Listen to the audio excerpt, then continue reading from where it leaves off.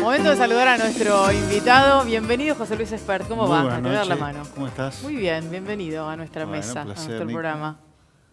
Ahí está, mano para todos. ¿Qué Llega, hacemos? caballero, Nos si quiere. nos tiramos de cabeza. Nos tenemos onda, no sé. Tírense besos. Tírense besos. Tírense besos. Bueno, José Luis Espert, economista. Recién estaba Nacho preguntándole por qué edición del libro llevaba. ¿Sexta, le decías? Sí. Impresionante, ¿no? Van 30.000 vendidos y esta sexta es de 5.000 más. Bueno, yo voy a empezar por lo último en materia informativa de lo que está pasando en las cuestiones económicas en la Argentina, por la reunión de la cumbre de G20, en realidad la reunión de ministros de Economía y de presidentes de Banco Central. ¿Cómo podemos leer, los que no entendemos demasiado de economía, qué significa esa reunión hoy aquí en la Argentina? Yo creo que es una señal de apoyo para la Argentina, para lo que está haciendo el país. Estas cosas tienen mucho de mensaje político. No son reuniones donde se vaya a decidir nada sustancial, pero el mensaje de dónde se hace tiende a ser un mensaje político de estas burocracias. ¿sí? Así que yo te diría, hoy el mundo, no dudo, por todo lo que está ocurriendo, los viajes de Macri, los que nos visitan, está viendo con beneplácito, yo no sé si tanto lo que está haciendo Argentina como que Argentina, no sé por cuánto tiempo, ojalá que para siempre, haya salido de lugares esquizofrénicos a los cuales nos llevaban los delincuentes del kirchnerismo, ¿no? Y, por ejemplo, pensamos, vos decís, no se resuelve nada, pero hay reuniones bilaterales o reuniones pequeñas, como la de Duhovne hoy, con el secretario del Tesoro de los Estados Unidos por el tema del acero y demás. ¿Esas pequeñas reuniones pueden llegar a resolver esas cuestiones o no? Sí, esos problemitas pueden ser, pero no vaya a esperar que las reuniones solucionen cuestiones estratégicas. Eso puntualmente puede ser que sea algún avance. No esperes nada sustancioso de todas maneras. El mensaje está. El mundo nos está diciendo, estamos para apoyar a la Argentina. Ese es el mensaje. En ese estamos para apoyar a la Argentina. La mirada del mundo. De palabra, por lo menos, ¿no? ¿En cuánto difiere la mirada del mundo respecto de la mirada interior, de la mirada de la sociedad argentina? Perdóname, de nuevo, ¿cómo? Digo, en ese estamos para ir para adelante, estamos mejor, etcétera. ¿En cuánto difiere la mirada del mundo o este apoyo que puede significar lo del mundo a la de la Argentina? Hay diferencias, sí. Macri lo dice, lo entiende mal, pero él no entiende el gobierno cómo le va tan bien afuera y adentro el gobierno percibe que también no le va. Yo no sé si están así, porque acaban de ganar en agosto del año pasado, perdón, en octubre, las elecciones legislativas por una diferencia importante. Ahora, sí, la economía no está brillante. La macro crece, el PBI crece 3% a fines de año, ahora está en 2,5%. Pero claro, lo que pasa es que acá tenés un tema. O varios temas. Un crecimiento de 2,5%. Después de 5 años de estancamiento, como fueron los 5 años de 2011 a 2015 inclusive, que crezcas 2, con una inflación que es igual a la de Cristina, la gente no lo percibe bien. Y cuando le estás sacudiendo un tarifazo, menos todavía. Entonces, la gente no lo percibe. Más hay una cosa muy importante, me parece a mí. Todo este boom de autos, de motos, y de algunos electrodomésticos, es para el 20% más rico de la población en Argentina. El 80% consume nada más bienes no durables. Pero, y ahí está cayendo el consumo. Claro. Vos, José Luis, tenés una frase que es kirchnerismo de buenos modales. Sí. Y te pregunto en público, ¿eso qué es? ¿Un estímulo para que cambien o es un diagnóstico? Las dos cosas, te diría.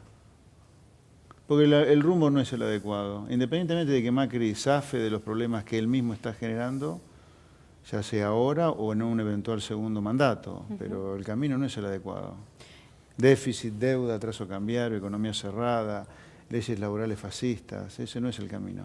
Eso vos tenés que darle un golpe muy fuerte y en ninguna de las tres cosas se ha hecho prácticamente nada, te diría. Por eso yo le digo que económicamente hablando son kirchnerismo de buenos modales, ¿no? A propósito de esto, y me das el pie justo, vamos a compartir un tramo de la entrevista que daba el presidente ayer en el programa de Luis Majul, donde algo de esto dice. Veremos si te está nombrando a vos o no, a ver.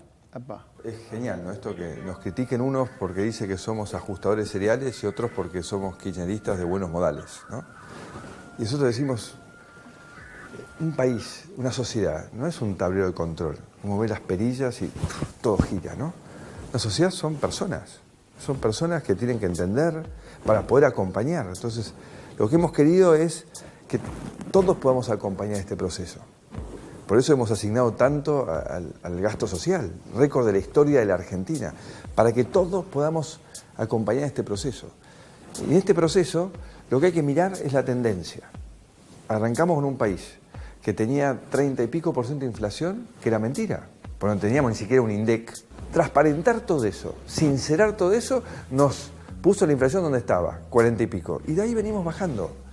Que claramente yo querría bajar más rápido y que pensé que íbamos a bajar más rápido, ¿viste? Reconozco. Se equivocó el diagnóstico.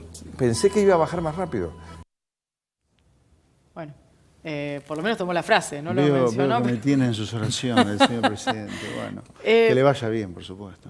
Recién cuando escuchábamos el último tramo, estaba incluso en el gráfico, decía, pensé que la inflación iba a bajar más rápido. Esto no es una cuestión de pensar, ¿no? No, bueno, el presidente tiene un video más desfavorable todavía. Dijo que lo más fácil que había que hacer era bajar la inflación. Lo consideró como una cosa así como dada por hecho y han fracasado. A ver, por más que nos dibujen las cosas del gobierno, la inflación hoy es la inflación kirchnerista. Desde 2007 para acá, si vos mirás el promedio anual de tasa de inflación, estás en 25%, con picos como el 2014 y el 2016 por las devaluaciones que fueron de 35 y 40. Pero la inflación en los últimos 11 años no baja de 25.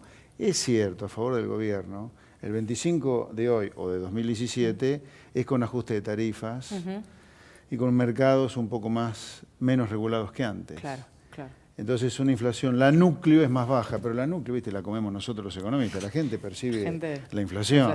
Y la inflación es la misma que durante, yo te diría, de 2007 para acá. O sea, todos los dos mandatos de Cristina con la misma inflación y este primer mandato de Macri va a cerrar con una inflación parecida. ¿Nico? Han fracasado, sin duda, en la lucha contra la inflación. Cuando nosotros hablamos de inflación, atrás viene devaluación, atrás viene más inflación, se traslada a los precios y después no cierran los números y hay que volver a devaluar y es como que siempre tenemos la misma historia y uno se pregunta si no hay alguna forma de hacer las cosas distintas. Si siempre hay atraso cambiario y tenemos que correr devaluando y atrás tiene que venir la inflación. Mira, la visión mía de Bosque es que Macri hasta ahora no significa ningún cambio de lo que yo creo que hay que hacer para cortar una decadencia que ya lleva 70 años. Los casos de Chile, de Perú, que son las estrellas de los últimos 25 años, bueno, Chile más todavía, casi 40, pero y más atrás en el tiempo Australia, Nueva Zelanda, Brasil en algunas cosas, demuestra que se pueden hacer las cosas de manera diferente, a diferencia nuestra que nos pasamos el tiempo repitiéndonos. En Argentina, en esto de repetirse, uno mira la evolución del dólar en el tiempo, la evolución de los precios, y van de la mano. O sea, los dos van juntos. A la larga, el dólar sigue a la inflación o la inflación sigue al dólar. Van los dos juntitos. Y es lógico porque mi hipótesis, demostrada creo yo, es que no paramos de repetirnos. Si no paramos de repetirnos, ¿por qué no va a seguir el dólar a la inflación y la inflación al dólar? Claro. Si estamos haciendo siempre lo mismo. Claro. O sea, este problema de, por ejemplo, durante la década kirchnerista, donde los que competían con importaciones, como decía Cristina, la levantaban con pala porque tenían la economía blindada, después eso mismo es lo que tiene la mirada de espejo, donde vos tenés un dólar barato y empiezan los sectores que competían con importaciones cómodamente antes a tener problemas para competir. Pero es lo mismo, ¿me entendés? El modelo que da vuelta. Es otra cara a la misma manera. Claro, la misma. Nacho, perdón. Vos en tu libro le dedicás un espacio bastante grande al tema de la legislación laboral y el costo que implica. Y recién dijiste legislación fascista. Quizás eso te valió la mayor cantidad de ataques. ¿Lo podés explicar? Sí, pero, a ver, Argentina es un país en decadencia en parte porque nunca discute temas de fondo o lo discute poco, sino que como es un país con serias falencias culturales, discute descalificaciones o etiquetas.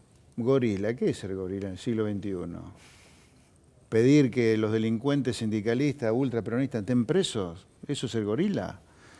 Bueno, es fascista, pero es literal que es fascista. Perón copió la Carta del Laboro de Mussolini para armar toda la estructura legal laboral de Argentina. O sea, que me lo discutan a eso los que dicen, los que se ofenden por eso. Es así, es un hecho.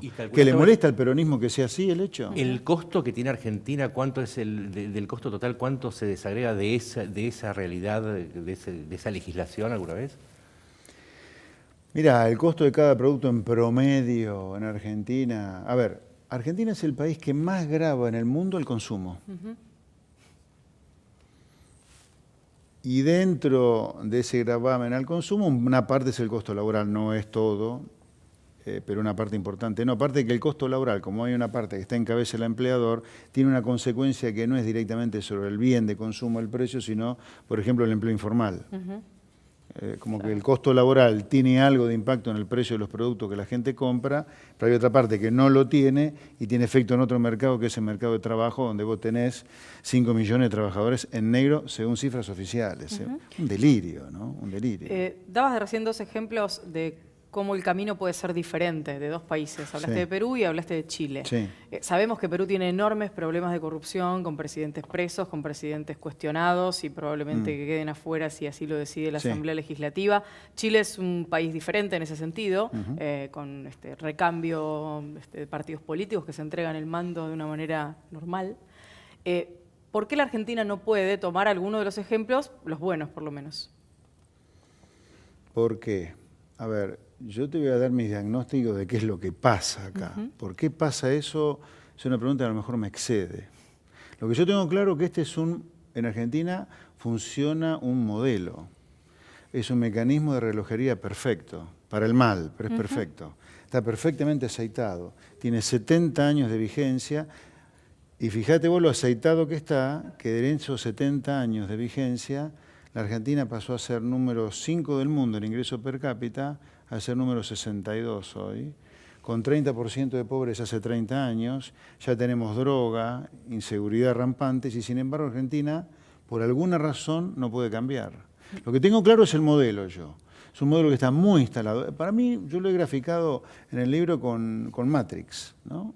Matrix, ¿qué es? El trasfondo de la película, una manera de verlo, son las máquinas que han hecho una revolución y han terminado utilizando a sus creadores, que son los humanos, como pilas o como baterías para generar energía para que ellas subsistan. Entonces, para que el cerebro funcione y genere esa energía, para que la máquina funcione, le pasa una realidad virtual, no lo dejan en coma, le pasa una realidad virtual. Acá la gente cree en una realidad virtual que es el empresariado en promedio que le dice que sin esta protección industrial no habría empleo. Y la gente cree eso. La gente cree que hay que proteger a la industria. Después, como tenemos un corso a contramano, no nos gusta pagar las cosas caras, pero si vos querés mucho proteccionismo, todo va a ser muy caro acá. El segundo cuento que se ha comido la gente en Argentina, por lo cual es Matrix, creen en algo que no es realidad, es que sin un Estado presente vos no tenés derechos, ¿no? Sin déficit no creces. Y le ha creído la tercera aberración que cree esta sociedad, en que sin algún sindicalismo muy importante como este, el empresario directamente te exprime como un limón. Y en realidad lo que ha terminado ocurriendo es que estas 3 corporaciones, la política, la empresarial y los sindicatos, se han terminado fumando en pipa a la gente. Hoy vos tenés sindicalistas ricos, trabajadores pobres. Vos tenés empresarios ricos y la gente no es rica justamente. Y lo mismo que la política. ¿Qué político vive en, no sé, en un barrio normal? Están todos viviendo en Libertador, Figueroa Alcorta, en sí, muchos, o el Grueso. Claro. Entonces, este es un sistema que está muy aceitado, porque esas 3 corporaciones le han vendido este pescado podrido a la gente y la gente se lo cree en algún lugar. Si no, no estaríamos votando lo mismo hace 70 años. Militares, radicales, peronistas, hasta liberales incluso, ¿no? Gasto público.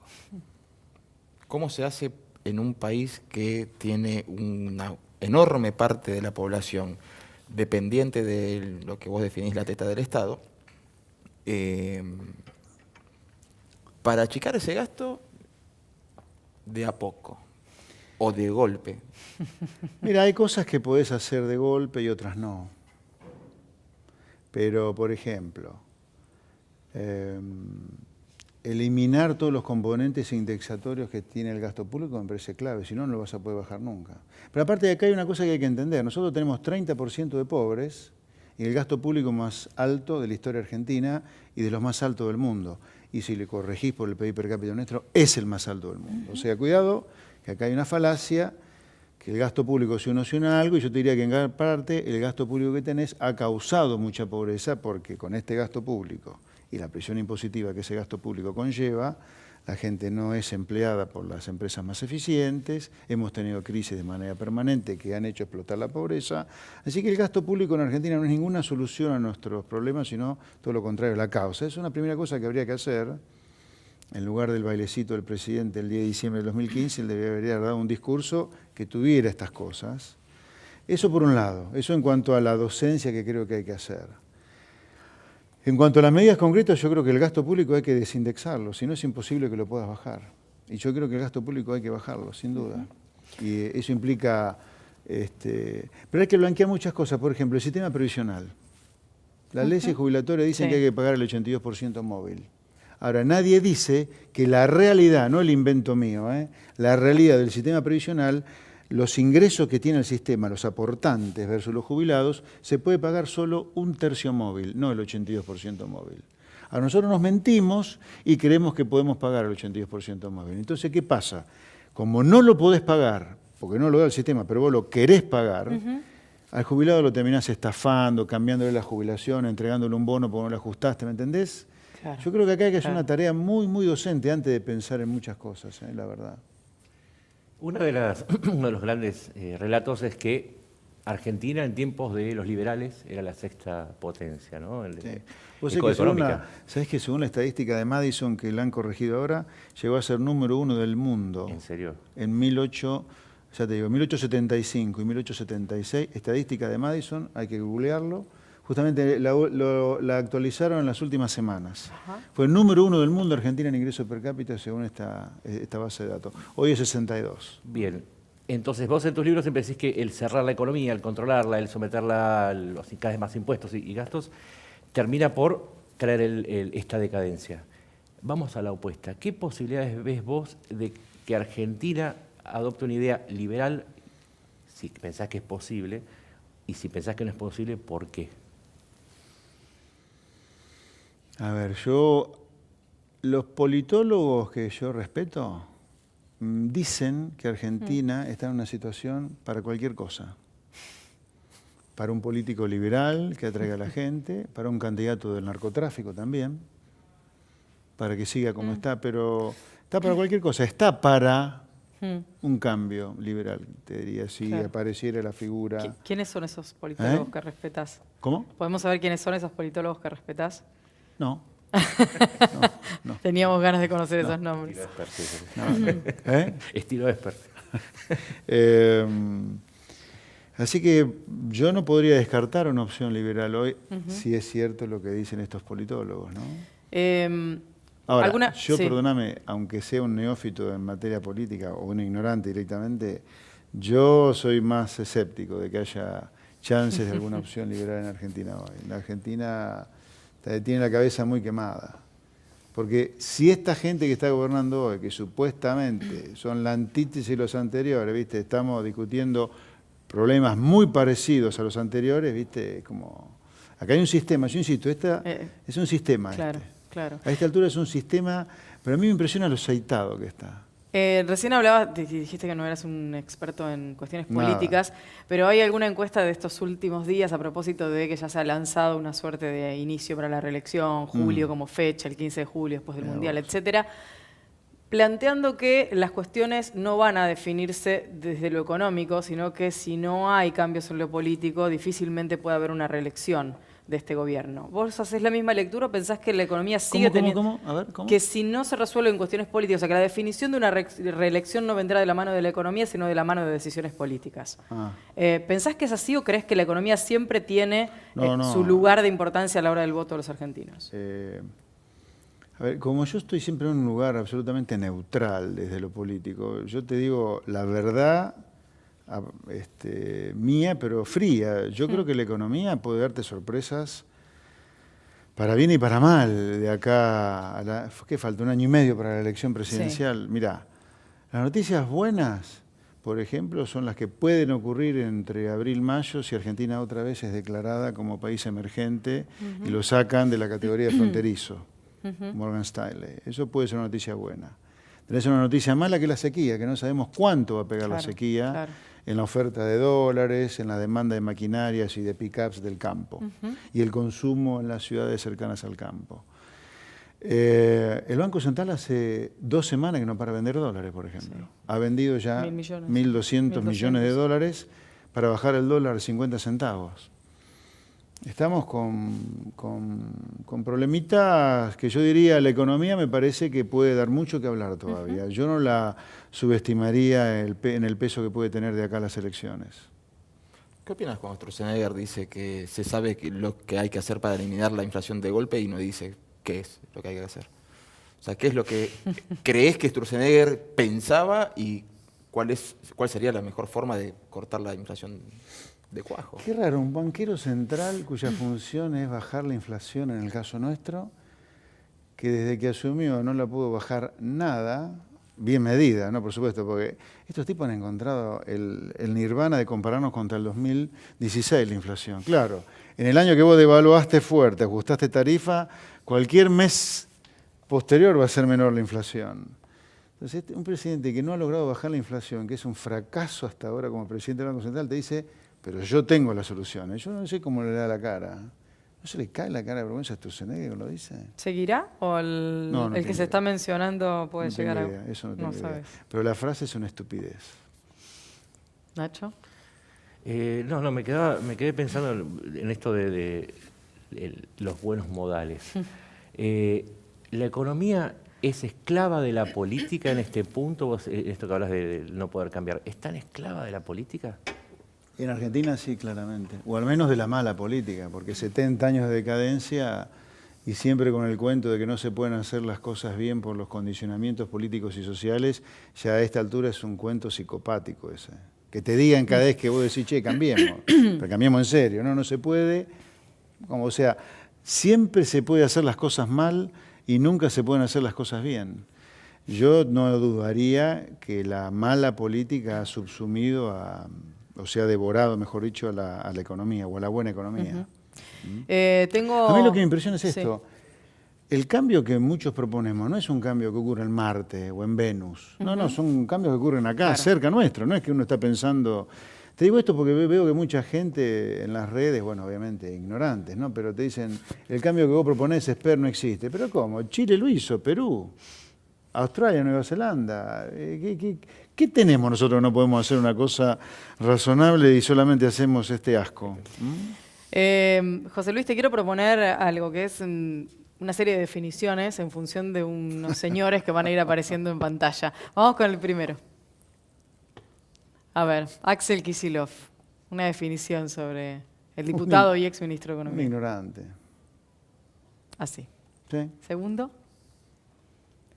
Ahí está, Nicolás Dujovne, el actual ministro de Hacienda. Más tibio que la leche tibia, te diría. Un tibio. El siguiente es Carlos Melconian. Me parece un muy buen profesional, Carlos. ¿Pensás que se fue por alguna razón que no contó? Eso no tengo idea. Es raro que se haya ido, a ver, viniendo de donde viene él, de las ideas que en general tiene, que haya salido y después haya ocurrido lo que ha ocurrido con el plan antiinflacionario, el relajamiento de metas, me parece que ahí debe haber habido algún cortocircuito. Sospecho que él hubiera sido más duro o menos blando de lo que el gobierno está haciendo con la inflación. Con el próximo algo anticipaste, pero es Federico Sturzenegger, el presidente del Banco Central. A ver, Sturzenegger tiene créditos académicos extraordinarios. Habrá sido un desastre cada vez que hizo política económica concreta. Fue secretario de Política Económica con Cavallo. O sea, de Sturzenegger es parte responsable del desastre del 2002. Y ahora dice cosas como las que ustedes me comentaron. ¿Qué dijo? Dijo otra el fin de semana también, que es una estupidez grande como un edificio, que es que la deuda pública argentina es baja. No es mentira. Sí, yo no sé por qué mienten. Pues es tan fácil comprobarle mentira googleando. Te vas a la banco de datos del Fondo Monetario, que es la autoridad de aplicación en materia fiscal en el mundo, y encontrar que la deuda pública argentina no es bajísima. Es una alta deuda pública. Es más, con esta deuda pública argentina defaultó la deuda en 2001. Yo no digo que vaya a defaultearla, no hay Claro. ninguna chance de la defaultea ahora la Claro. deuda. Te quiero decir, no puede decir, es una estupidez política, ¿me entendés? Bueno, puede decir como presidente del Banco Central que la deuda pública es baja cuando con esta deuda defaulteaste la deuda. El siguiente es un viejo conocido de muchos, Domingo Cavallo. Yo creo que es de las personas que más daño le ha hecho a las ideas liberales de Argentina. Porque si bien él le vive echando la culpa a Duhalde de todo lo que pasó, en realidad el gran responsable de lo que ocurrió en 2001-2002 es él. Pero no por lo que hizo en 2001, tanto como lo que hizo previamente cuando estuvo con Menem. Porque si bien la reforma pro mercado que él hizo fue extraordinaria, la arruinó con el desastre fiscal que hizo con Menem. Así que y como la gente asoció, a ver, lo que te voy a contar demuestra las falencias culturales argentinas. ¿Qué tuvo que ver la crisis 2001-2002 con la desregulación de mercado, la privatización de empresas públicas, el clima de libertad que había de hacer lo que querías con tu dinero? Nada. Porque si la libertad genera crisis, evidentemente somos un conjunto de simios drogados acá. No tenés que, claro, si somos libres hacemos desastre. Entonces no tiene nada que ver la libertad con la crisis. Cavallo, en esta sociedad ignorante, por supuesto, arruinó esas ideas por el desastre fiscal que hizo Argentina. Comienza el desastre cuando defaultea la deuda. Y eso fue porque acumulaste mucha deuda antes. Así que yo creo que Cavallo es el hombre más dañino que tuvo el liberalismo en la historia. El último, a ver si lo conoces. Una definición sobre usted mismo, caballero. Amo a mi familia. José Luis, gracias por haber Nada. venido esta noche. Un Buenas placer. noches.